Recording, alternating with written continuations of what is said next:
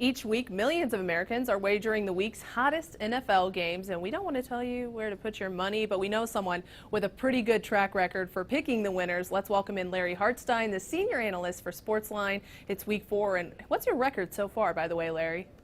11-6 on SportsLine, 65%, 72-53 dating to last season. So let's keep it going. Let's keep it going. Let's keep those wins coming. Jumping right in, the Chargers are traveling to Miami this week, Larry. And what's the most striking trend or betting angle that you've seen in this matchup?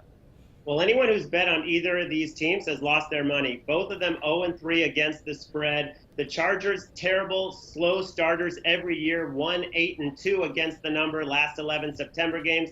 Dolphins haven't covered a spread in 6 straight dating to last season, so that makes this one a little more interesting than you would think. Larry, I got to ask you, are these Dolphins just a historically bad team? They sure look like it. 0-3 have been outscored by 117 points. That hasn't happened since 1923. But I did see some positives at Dallas last week. They outgained the Cowboys in the first half by 12 yards. Who would have guessed that? They fought hard, they competed hard, and they were covering until less than 4 minutes in the game when Dallas got a late touchdown.